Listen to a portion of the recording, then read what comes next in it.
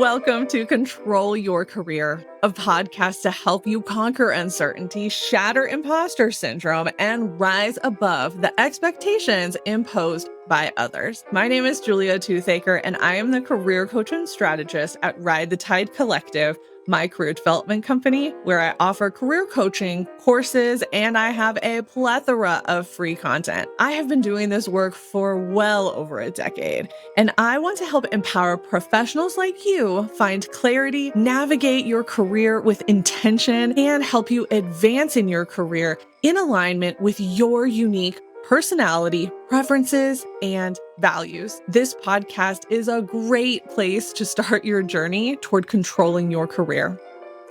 I'm bringing back the ever-popular Recruiter's Perspective theme for Season 11 with a new group of recruiters and talent acquisition professionals to help you understand the hiring process from their lens. We'll be digging into resume and interview tips, talking about how the ATS works, looking at the history of the job market, and we'll be tackling hot-button topics in recruiting and hiring. This is going to be a season full of great advice, tips, and uncovering the truth about the hiring process from those who are on the front lines of hiring. Find this episode and more at ridethetidecollective.com and connect with me on LinkedIn, where I post career information and inspiration to help you control your career. Hey everyone, we are here to do the season 11 wrap up. This was the Recruiter's Perspective 2025. And let me tell you, we had a lot of perspectives on this season.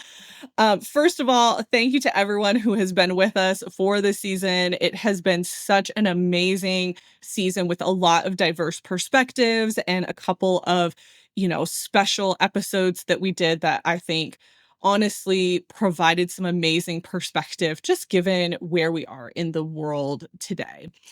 So one thing that I do want to just reaffirm with this podcast, and I think that this season really emulated that, is I am here to help professionals take control of their career. That's the purpose of the podcast. That's the purpose of the work that I do. And this season is no exception to that. I think there was so much amazing information that my guests shared that for some of you is really going to hit home. For others, you might have some pushback. You might have a different experience. I know that that was something that, especially on social media, I did see some pushback quite a bit. And honestly, I love the discourse when we can have a really good conversation. Here's what I will say, though. I think there is appropriate discourse in a way that we can challenge each other. And I think that that's amazing. We can challenge the system, right? I love that. One thing that I'm not okay with is when we come up against somebody's story. And this did happen a number of times. One in particular, if you follow me on social media, you know what I'm talking about. But what I will not tolerate from people who follow me or comment on my content is really making my guests feel less than because they are sharing their personal experience. That is not okay. So I'm setting that standard up right now that, while I do welcome discourse, I do not welcome you, coming at my guests and insulting them. And the other thing that I do not appreciate is death threats, which I also received this season. That was a new one for me, but here we are. They got blocked and reported and we're good. But yeah, it's been an interesting season to say the least. But I think that it really speaks to the fact that these topics are really important and they hit home for a lot of people. There's a lot of emotions around hiring. There's a lot of emotions around the process and what's right and what's wrong. And there are so many different perspectives. And so I think that because I brought on so many diverse voices, we saw a lot of perspectives and some people agreed with it and some people didn't. And you know what? That's okay as long as we can still stay kind to each other and have really good, conversations. So one of the things that we are going to talk about in this episode is I'm going to go over some of the common themes that I saw through some of the questions that I asked. So there were sets of questions throughout the majority of the interviews where I was getting perspectives to make sure that we can compare and contrast those perspectives across the season. So I'm going to do that first. We're going to talk about some of the hiring basics and what the different perspectives were. I am then going to talk about just some themes that I saw that emerged as well. We're going to touch on some of the special episodes. And then at the end, one of the things that I want to do is talk about AI. This was a big conversation, and there were some things that came out this season and some pushback that I received, um, again, in the comments and things like that. And so I want to be really honest about the future of AI in recruiting. And so we did some research on that, and I want to share that with you because I think some of what was shared in this season is different than what is being marketed right now. So I want to talk about that. And I think that'll be really helpful for people who are trying to figure out how AI is impacting the recruiting space and the hiring space. All right. Okay, let's jump in with resume tips. Okay, this was something that I asked everybody. I wanted to understand, what everybody's main resume tips were. I think this is so important when we're talking to recruiters. What does that look like? So some of the common themes that we saw across the board were lead with impact, use metrics and action verbs. And something that I heard as well, especially because of the ATS, is you can go on to 2 pages. You can have a multi-page resume. I think that's something that gets pushed a lot that, oh, you have to stay to 1 page. You have to stay to 1 page. It's very hard to do that, especially when you get into your mid-career and you do have really good and relevant experience. Obviously, you want to make sure that it aligns to the position. It's still a marketing document.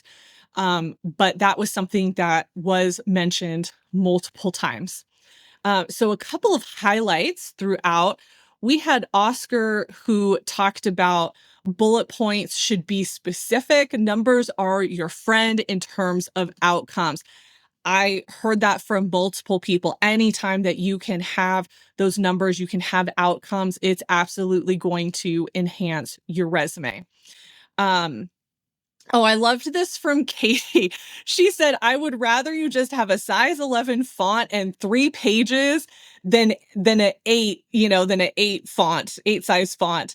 And I have to squint. I think it's funny, but so relatable, even though, everything is read online and we can zoom in and all of that. That 8-point font is too small, you guys.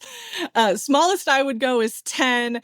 But to Katie's point, if you need a little bit more space, just go on to the extra pages, but also really evaluate what you have going on there.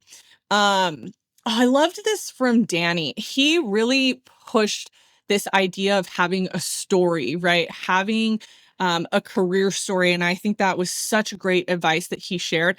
And that story gets weaved into your resume in terms of how you talk about your experiences, right? Let's see, Silvana. Okay. I loved this advice from her. I talked about it in my mid-season wrap up. She talked about summary. So this is like the top of the resume when you have a little summary, professional summary. First of all, don't have an objective statement. That's very antiquated. But when you do a summary, professional summary, you want to use bullet points. Don't use a paragraph. It's very hard to read. And a lot of times it's very generic. So if you're going to do a professional summary, have bullet points of your best accomplishments, or things that you just want them to know and highlight. One thing I will say that came out of Omar's episode is if you are going to be applying abroad and language is something that you need to be aware of, then in that professional summary, make sure you talk about the languages that you know, because that pulls that information to the top versus having it toward the bottom in a skills section. So that's something that you want to be aware of.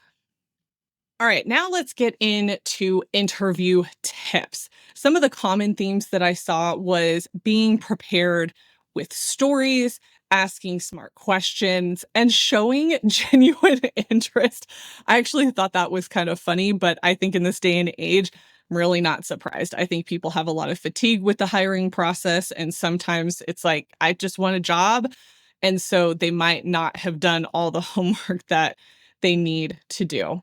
One thing that Lara said that I thought was actually really good, especially when you're going through a lot of interviews or you have panel interviews or something like that. She said, even if you've talked to 12 people, ask the 13th person a question. And so I think sometimes if we're in kind of a interview fatigue situation, especially if you've been in interviews all day, you've asked the same question over and over again. But remember that the person sitting across from you, this is the first time they've been asked this question by you. So even though it seems repetitive to you, it's not repetitive to them. And so make sure that you are continuing to ask people about something that has to do with the company, their experience, or your position and how it interacts with them. One thing that I love to ask if you don't have any specific questions are ego questions. And so these are questions that allow the person to talk about their experience, again, within the organization, within their position, or how they work with the department that you're a part of. That's an easy way to get people to start talking because they're talking about themselves. One thing that I loved from Jamie is she said, use AI as a guide, but don't read from it in the interview. So I saw this really fun video and I should have reposted it on my TikTok, but it was a woman who was doing a like a Zoom interview, an online interview, and she had the interview window, in the top, and then she had all these sticky notes, electronic sticky notes on her screen with different questions and bullet point answers for those questions. I loved that. I thought that was such a great idea, especially if you get nervous or you think that you're going to forget something. It's a really quick way to just be able to look and get that, oh, yeah, this is what I'm going to talk about here. But even if you use AI to help you prep for interviews, don't do everything that it says. It still needs to be about your experience and your story. So remember those common themes. Be prepared with stories, and they need to be your stories, not AI's stories. One thing that I loved that Orlando said, and this can happen in online interviews, but more common in person, because online you can actually see the person's name. But in person, write down the names of people, especially if you're in a panel interview. Make sure that you have paper with you, a pad of paper, notebook, something like that. Write down everybody's name, take notes. It shows that you're engaged. It shows that you are really taking it seriously. And I know sometimes people are like, oh no, you need to be making eye contact. Yes, make eye contact, but also take those notes. You're interviewing them as much as they're interviewing you. So if they say something that you want to follow up on, or you want to make sure that you respond and say something specific, jot down that note. Nobody is going to say anything, that's something that that you do professionally anyway. So don't feel like you're going to get dinged for that. One of the things that Omar said, and honestly, I think everybody said this at some point, was ask questions. It is a red flag when people don't ask questions. And the reason that it's a red flag is because, again, they want to know that you are interested. So when we go back to those common themes, show genuine interest. So if you're not asking questions, then I don't know how much research you've done. It makes it seem like you haven't done any.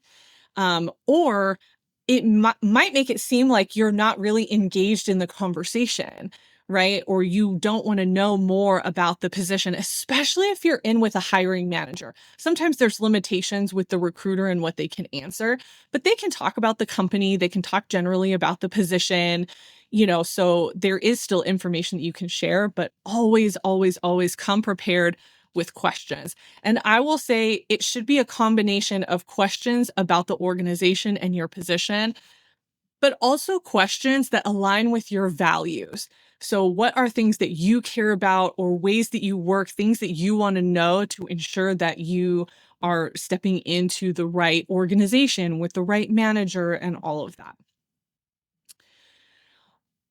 Oh, I really loved this. Silvana, she shared such great tips. And one of the things that she said was ask about why a role is open. And I, I love that. She said that will tell you what you're walking into. And I think this day and age with with so many layoffs and restructures and all of that, you do want to get an idea of why this position is open. Is it a new position? Did somebody decide to leave of their own volition? Was there, a reduction in workforce and this was reclassified? They might not tell you that. But if you can find that out, I think it's really helpful, especially if it is a new position, because if it's a new position, that opens up a world of questions for you. And then also for people who are really creative and love a challenge, sometimes those new positions are really great. But if you're looking for stability, that might not be the best option for you. It kind of depends on the situation. Okay. Let's talk about cover letters. Cover letters are always so funny when I do this season because I tend to get really varied answers. I will say I think these are the most consistent answers that I've seen. The majority of people said don't bother unless it's required. And I think that's pretty common advice these days. I know that there's a lot of people who won't apply if a cover letter is required. A lot of people will say if a cover letter is optional to make sure that you submit one. But what I was hearing from these recruiters was at their level, they're not looking at cover letters. They look at the resume, their matching experience, and all of that. And the cover letter, a lot of times, will get read by the hiring manager. And so you have to think about that. And a lot of times for people who are making a career switch, a cover letter is a really great way to make a case for that career switch. So I know a lot of you are anti-cover letters, and in a lot of ways I am too. But if it can help you, then you definitely want to consider it. One thing that I will say when it comes to cover letters, oh, and Omar, Omar did talk about this. He said, you can tell when they're AI generated. I'm not a fan. So if you are going to use AI, make sure that you give it writing samples so that it understands your voice, your word choices and language patterns. But also you have to give it information. And so a cover letter is going to have some like generic sounding parts to it, but it's also going to be a story about you and why you want to work there and why your experience is going to be the best experience for that position. And so if you're not feeding it enough information, then it's going to write something really generic and it's going to sound really generic. And if you're going to do that, then there's honestly no point. So make sure that when you write it, you're writing it in a way that sounds authentic to who you are. Oscar's hot take was that the cover letter is dead, and that's because it's a bandwidth problem. I think that's true in a lot of organizations that are much larger or get really high levels of applications. But I know I come from higher education and the cover letter is not dead. Every application asks for a cover letter and you need to write it a certain way, and it's a whole thing. So it really just depends on the field that you're in, and then also just the frequency of applications that the company is getting for that position, or just that they get. Think about Google's and Apple's. Like, they're going to get a lot of applications. They don't care about a cover letter at that point. So kind of reiterating what Danny was sharing in terms of stories, he said, make it count. Tell a story, don't just copy and paste. I think that's part of it. It has to speak to why you want to work at that company and the connection. Orlando said, I don't care, but the hiring manager might. If it's required, do it right. So I think that's also really good cover letter advice there from Orlando. But ultimately, it depends, seems to be, the consistent messaging when it comes to cover letters. All right, ATS. Look, this one of the most controversial opinions that we can have out there is around ATS, what it does, what it doesn't do. Some of the themes that we saw through this season is that the ATS is not rejecting you. Humans are. And I know some of you are going to fight with me on that. And formatting is not really your issue, it's relevance. So let's dig into that a little bit more. One of the things that Oscar says, the ATS is a filing cabinet, not a gatekeeper. Humans reject you, not the software. That was so common across the board from what we saw. And again, this is specific to the recruiters that I spoke to. All of them said our people go through every application. Now, their system might rank resumes and applications. But a lot of times what I saw shared was when they post a position, they're in there immediately. When they start getting applications, they are looking at those applications and they're, yes, no, yes, no. So that kind of prompted me as I went throughout the season to give the advice of if you are applying, try to apply within the first 28 to 48 hours. Because if they have a really solid candidate pool within the first couple of days, they might not close the position, but your resume also might not get looked at, right? Or it might go through another round if the first round doesn't work out. But right now, a lot of times that first round of people is going to have somebody in it that likely is going to get the job. So you want to apply early. And at this point, assume that a human is going to look at it, but I'm going to talk about AI toward the end of this and talk about some of the changes that we are seeing. But in the context of the recruiters that I spoke to, humans are reading your resume. It's not getting filtered out by an applicant tracking system. Now, what sometimes will happen is there will be knockout questions. This was talked about especially early in the season. Those knockout questions can automatically get you out. So if they ask for how many years of experience, if they ask for a certain job title, if they're asking certain questions, they're looking for a certain answer. And if you don't give that answer, then they're automatically rejecting you based on that. So that might be some of what is happening for some of you. It just depends. But it's been something that I think is very controversial. And we saw differing opinions. One of the things that Katie said was there's no AI in our process. We read resumes ourselves. Orlando, similarly, he said, you're not kicked out of the system. You're just waiting to be found. And so for him, he talked about keyword relevancy. And so making sure that your position has the keywords for the type of role that you're applying for. So this can become complicated if you're trying to make a career switch. If you're trying to make a career switch, you're going to have to adjust some of that language to make sure that it's aligning with the future position. And for some of you, that can be challenging if you're making a big switch. So that could be some of the holdup with you not getting, quote unquote, not getting through the system. Julia here. Are you feeling stuck in your career, unsure of how to break through to the next level? I'm excited to share a transformative opportunity. The Career Advancement Intensive. It's a focused one-day experience designed specifically for ambitious professionals ready to define their career path. In this immersive session, you'll work one-on-one with me to help you gain fresh insights into your professional strengths and uncover opportunities for growth. Together, you'll clarify your goals, refine your personal brand, and develop a strategic roadmap tailored to your unique aspirations. Imagine leaving the day with renewed confidence, a clear vision of your next steps, and practical actions you can implement immediately. As a bonus, you'll receive additional resources, tools to enhance your resume, optimize your online presence, and deepen your understanding of what drives you professionally.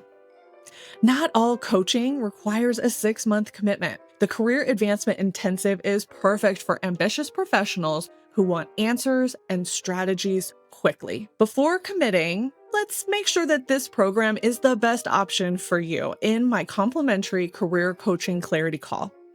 The link will be in the show notes and description for this episode. Now, let's get back to the show.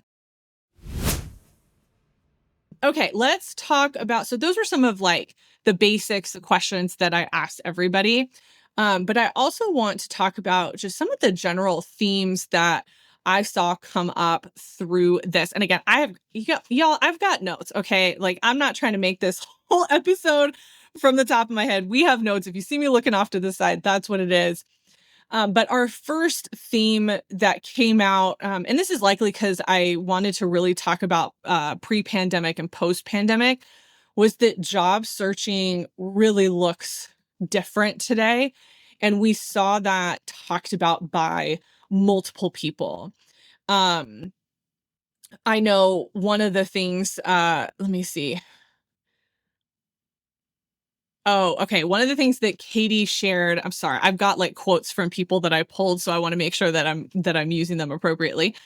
So one of the things that Katie shared was people think they're doing something wrong because they're not getting interviews, but the market has changed. I think this is such a huge insight right now is you're approaching things the way that you used to, and you used to get a result, and now you're not. And that was one thing that I heard multiple recruiters say, it's not you. I know I shared that multiple times about my conversations with clients. It's not you. You used to be able to submit a resume and get an interview. You used to not have to submit so many resumes, and even though I'm a, quality over quantity person, even then, usually my clients who are more targeted will at least get the interview. Some have had success and some haven't. What I have found is the ones who are in very niche areas tend to have more success because they have some type of specialization that the organization wants. Now, the issue there is a lot of their positions are few and far between. So there's benefits, and negatives to having a really niche career versus having a more broad career. But either way, it has changed. One of the things that Oscar said that I thought was a really great insight was there are more good candidates than ever. And so the difference now is timing and alignment. And so that kind of goes back to what I was saying about applying within the first 24 to 48 hours. We have so many people who have similar career trajectories, similar experiences, and you're trying to choose between two candidates and it's almost impossible because they read so similarly. And I think I talked about this on my manager's perspective season where I asked them, how do you choose between two candidates that look basically the same, that you feel good about both of them? And so many of my managers said, we bring other people in, we have them do a panel interview. We bring in people that they'd be interacting with, and we make it a group decision so that there's not any kind of unknown bias there. But either way, it's still really hard because so many people have such good experiences that it might come down to one has just a little bit more experience, or they have this thing over that thing, and so I think that's really helpful to understand. Let's see, one of the other themes that I saw throughout, and this kind of goes back to the ATS, is that even though these systems exist and AI exists, even though they are saying they're not using it, human behavior will still drive more decisions than systems. And that's because at the end of the day, a recruiter, even if you've been pulled to the top by some kind of ranking system, a recruiter is still going to review your resume and your application before they recommend it to a hiring manager.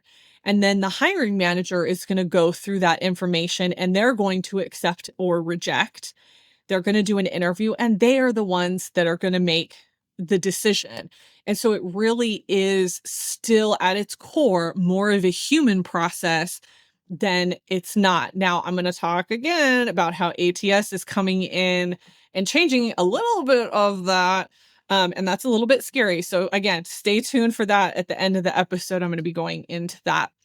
Um, but one thing that Bridget said, and I didn't explicitly ask her the same questions that I asked the other recruiters, because her and I were having more of a special discussion around DEI. But she said it's not about who's most qualified in a lot of scenarios. It's who's liked and trusted. And so when we talk about the hiring process, sometimes we think, oh, it's not fair. They're hiring their friends. Yeah, they are. They are. And I think that's what makes this so frustrating for so many people, is they see who got hired over them, and they see that it was a friend. They see that it was somebody that they've worked with in the past. So you see a leader bringing in people that they know, that they trust. And in some cases, those people are qualified, and in some cases, they're not. And that's where we see that human behavior is going to drive a lot of those decisions, whether they are the most ethical decisions or not. Um, One of the things that Lara said was, we gravitate to people who remind us of ourselves. That's human, but it's also bias. We talked a lot about bias in Tank's episode, and then also in my episode with Bridget, those two special episodes. That was something that also came up. And I love that Lara also talked about that, right? Like, there is going to be bias in the hiring process, and we have to be aware of that if we are recruiting, if we are a hiring manager. And, one of the things I appreciated, especially in my conversation with Tank, is, we did talk about the ethnic, like racial ethnicities and all of that, but it's not just that. And I think that's what people have to understand, is it's not just we physically look the same, but it could be the school that you went to. It could be, you know, where you grew up. You shouldn't be talking about those things, but there are things that people latch onto in an interview where they see themselves in the other person because you have a bias and you're trying to look for that connection. And so you might accept somebody that doesn't have as good an experience because you see yourself in them. And is that the best hiring decision? Right. And so that's where a lot of this, again, our humanness really drives those decisions. And sometimes that's going to be unfair. It's going to be frustrating, especially when you know that you are really well qualified and they are hiring somebody else. Some advice that I gave a client of mine not too long ago, because they kept getting to final round interviews and not getting the position. And so we talked about that. And what I encouraged them to do was actually go to LinkedIn or to the company website and see who got hired. Because if you can see who got hired and if there's a connection, or do they look the same? Did they go to the same school? Like, what could it be? Was it really an experience thing, or was it a networking thing? That I think is really helpful for those of us that make it to the final round and don't get it, to be able to look critically and go, okay, I can see why this person got it over me. Or like, okay, well, everybody in the office looks this way and they hired the person that looks like them and I don't look like them. That happens, right? Tank talked about that. So that's just something to be aware of in the hiring process. Is it always fair? No. Do we have protections in place to help? Yes. But you just never know if those protections are going to be enough, or if you can actually make a case for it, which is extremely difficult to do with the EEOC. Okay. And then my third observation across the season was self-awareness. Self-awareness matters more now than it ever has. I think that is something that we saw throughout all the interviews, including my special episodes. You have to know who you are. You have to understand, like, what you bring to the table. You have to understand your career story. You have to understand all of these components of yourself. And I think sometimes, especially our newer professionals, will struggle with that because they just have not found themselves professionally yet. But anytime that you can really craft that story, who am I? What do I bring to the table? What is unique about me? What is different about me? To Danny's point about the story, what is your story and how are you going to tell it and how are you going to talk about it? This is something that I do with my clients all the time. What are those 3 to 5 words, phrases, things that you want to be known for that make you you? And make sure that that runs through everything so that when I read your resume, I read a cover letter, I interview you, I go to your LinkedIn, I see that content repeated. And I know that is who you are and I understand who you are. Again, I got to go back to Danny. He was so good about this. He said, if you don't know your story, someone else will write it for you. And I felt like that was so profound because that's a lot of what I do. I help people control their career. I help people get out of scenarios where they were not controlling where they wanted to go. They were not controlling the narrative. They were letting somebody else do it for them because they were taking opportunities that other people suggested versus really figuring out what they wanted and going after that or looking at those opportunities really critically. One thing that Julie shared that I thought was so great, she talked about the AI and Chat GPT, and she said, don't outsource your voice to Chat GPT, make it sound like you. So AI and Chat GPT in particular has a certain way that it writes and a certain way that it sounds. And if you've been, using it for a period of time, you know exactly what I'm talking about. And so you have to feed it information. You have to give it, writing samples, transcripts of you speaking. So that's one way that I train my AI is I give it transcripts. So podcast episode transcripts, I will feed it so that it understands how I speak, the language I use, my cadence, all of that. And then that helps it create information and content that sounds like me, right? And so it's the same thing for cover letters. You want to make sure that you are giving it some kind of source material and then giving it enough information so that it does sound like you. And then edit. I think that's the best thing that you can do. And then pulling again from Bridget's episode, her episode was a lot about what is going on with DEI. And we were trying to really hone in on the facts of what's going on and the realities of how some of these things have played out over the years with our experiences and all of that.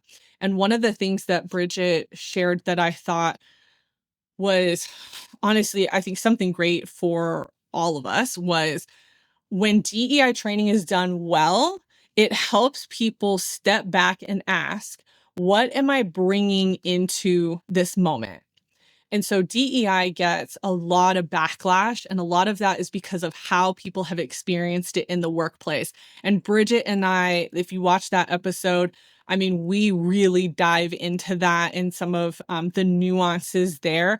But at the end of the day, if you are looking at those opportunities and going, okay, I know why I'm here. What can I gain from this?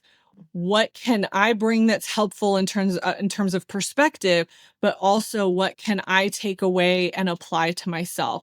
I think it's all about how are we showing up and what is our intention in showing up in those spaces. And I think because of how some DEI trainers have approached it, it hasn't always been positive. But again, our reactions are a choice to that. And so that was a lot of what we were trying to get across is like, look, not every training is going to be the best training, but how can you as an individual look at it and go, you know what, here's what I'm taking away from it. This maybe wasn't exactly how I would have done it, but I get what they're saying and let's take what we can take and move on from that. One thing I loved that Jamie talked about, and remember, she talked a lot about that career gap. She's military wife, started a family, all these different things going on. And she said, be clear on what you want, not just what you're running away from. And I loved that insight from her. A lot of times when we are making a switch, we look at a position and we go, okay, I got to get out of here. I don't want to be here anymore. And we just move on to the next thing without really thinking about it. And the problem is we take our baggage with us, right? And so one way that we can control our career is to look at our situation and go, okay, what is really happening? I need to be realistic, right? I talk about realistic reality. What does that look like here? And then how can I make sure to make changes in the next opportunity, right? Now, caveat to that is really toxic situations or abusive situations. Obviously, get out of those. Don't worry about this. But for the average person, we do need to talk about what is going on. What do you need? Make sure that you are looking for something different in the next position. Okay, AI. Okay. Y'all, this is something that I think people fought with me the most in the comments of social media posts for this season, was the use of AI within hiring. Now, here's what I believe. While we were filming this season, I think that my recruiters that came on, I think that they were very honest about what their companies were doing and what they were doing. However, throughout this season, we also saw a lot of evolutions within AI happen. And so I wanted to do some research because it was a big topic and I wanted to make sure that I was being realistic because I don't want to lead you astray as well. And the reality is that companies that, create ATS systems and recruiting software and all of that, AI is coming for that. Now, whether or not an organization uses those features and functions, yet to be determined, don't know what's going to happen there. But as of right now, I'm starting to see companies, market it and implement it. And so let's see.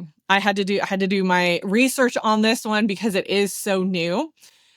So there are a couple of companies that I was able to look and see what they were doing. One is Smart Recruiters. So it says that they are phasing out traditional ATS in favor of AI native systems that automate candidate ranking, engagement, and orchestration. And so what that means is the front end of this process is going to be led by AI. Regardless of how you feel about it, it's happening. And again, I don't know how much a recruiter or an organization will have control in that. A lot of times, even if it does rank, you can usually go back and look at all the applications and kind of figure out what's going on. So we'll see what that looks like. Another company, Atlas, which I guess is a newer recruiting platform. They have AI agents that are built into the workflows for resume screening, candidate matching, task automation, and analytics. So it's designed for high volume agency style recruiting. So that's a little bit different. When you're talking about an agency, they're going to be looking for specific things. They've got their lists of people and all of that. But what I'm also seeing is that it's not just the candidate ranking, but it's, the workflow in terms of, the automation piece, which automation has been here within recruiting. But I guess at this point, they're saying it's going to be more AI powered, which likely might give some more, I don't know, just some more customization to it or things like that. So we'll see. I mean, again, this was very basic research that I did. I didn't dig too deeply into it. And then another company, Manitol, they use AI resume scoring, filtering, and enrichment. Oh, you guys are going to hate this. Even pulling from publicly available social data, probably LinkedIn, to rank candidates within seconds. So, for those of you who have been anti-LinkedIn or not wanting to engage, that's going to be a good reason to get on and make sure that your information is updated, make sure that you're posting, you're active, doing something, because now we're going to start seeing probably anything linked to your phone number or email. If I had to guess, that's how it works. They're going to be able to see and they're going to be able to pull. Again, if it's public, if you have your things set to private, then it won't pull that. But that is something that everybody needs to be aware of is coming. Okay. Um, so one of the things that I was also reading about is AI in early interviews and screening. And so some people, I've seen this on social media, people interacting with an AI interviewer, which I think is so weird, but it's here. Okay. I don't know how that's helpful. I don't know what that looks like on the back end. But that is something that is starting to pop up. And so they're calling them like virtual recruiters. They can conduct phone and video screenings. They can evaluate responses. They can transmit summaries to human recruiters. So these are things that are in the pipeline that are happening. So if you've experienced them, yeah, it's real. If you thought that you were talking to an AI, you probably were, unless it was disclosed to you. One thing I will say too is it seems like some of the larger companies especially are wanting to use AI as a way to promote fairness and consistency within hiring. Um, I love that in theory. The problem is we have lawsuits out right now with certain companies because their AI was biased. And so I don't know how close we are to the AI being fair. I think it depends on how it's programmed, but then it also depends on how recruiters then choose candidates within that, because it's going to end up taking that information in as well and going, oh, you like candidates that have this, you like candidates that have that.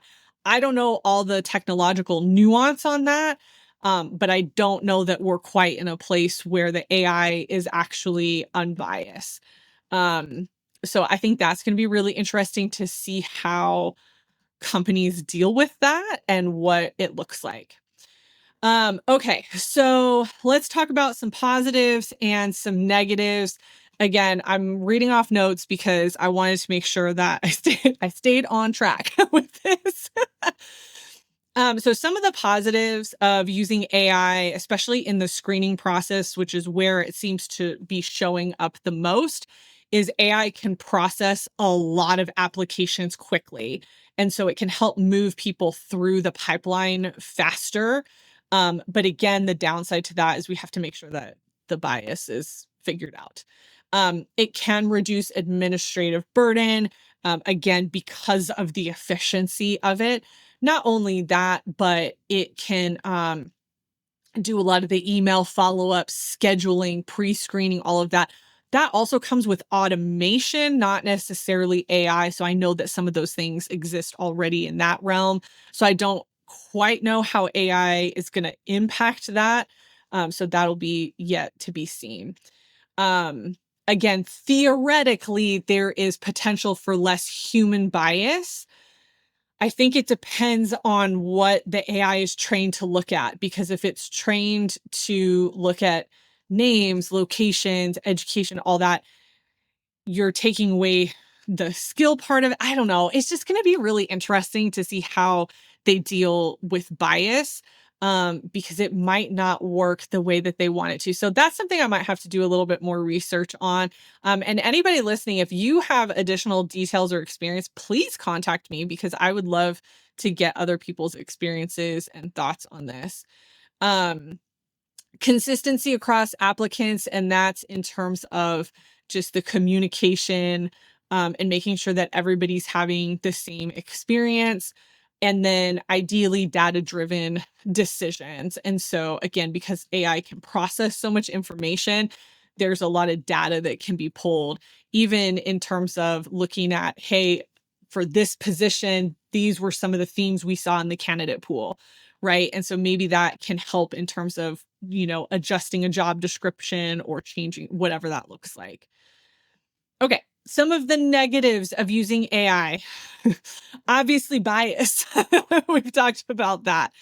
Um, so it depends on how this AI is trained, and it depends on the information that it's taking in as you use it more and more, because it's likely going to detect whatever hiring biases you are already picking up on. So again, it's going to be really interesting. One of the things that I found was that in 2018, Amazon had to scrap its AI resume screener after it penalized resumes with the word women's or female coded names. Right. And so again, this is all going to come down to how the AI is trained and what information it takes in and keeps, and just how it's all done. In some cases, we might have a lack of transparency. They might not, a candidate might not know why they were filtered out because, again, everything becomes automated. A lot of that automation already exists. So that's really not anything terribly new. That we're going to get an over reliance on keywords. And this is already an issue because filters exist in ATS, but it's going to be even more so in AI, right? Because you have to have those keywords. And if you don't have it exactly, then it might overlook your resume. And so that can be really frustrating for applicants to feel like they have to use the exact phrasing, but they can't use a version of that. A lot of times, I think with AI, it's going to overlook the soft skills, again, unless it's trained to look for that, but that might not be consistent with each applicant. It's going to be articulated different. It's going to look different.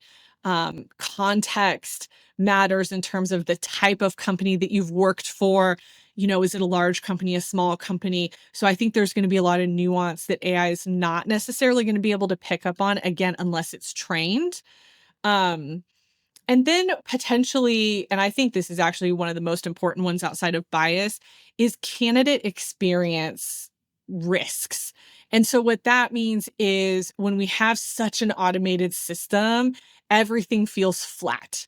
It doesn't feel like there's a relationship. It doesn't feel like we're dealing with humans. And then it becomes, do I really want to work for this organization? Do I really want to work at this company where I'm not even having a human experience? So for all of y'all who've been fighting me on AI throughout this season, I think it is coming. I think there are going to be companies that are switching over to it, but I think it's going to be really interesting to see how it's embraced by recruiters, hiring managers, and candidates. I think it's going to get bad before it gets better. I think there's going to be a lot of potential for lawsuits. I think there's going to be potential for discrimination and bias. I think we have a lot of hurdles to get over. The companies that are implementing it now, again, I haven't looked super in depth with how they're doing it, but they're going to have to address all of these things. So it's just going to be really interesting. But anyway, thank you so much for being with me on this season. This was so fun, and I'm looking forward to next season. It's going to be a good one. We have a big announcement that I'm going to be making in the first episode of next season, so make sure that you stick around with that. As always, I am here to answer any questions. Feel free to reach out to me. LinkedIn is usually the best place to do that. If you're not already following me there, I highly encourage you to. I post a lot of content to help you control your career. And if you are not on my email list, I also recommend that you get on that.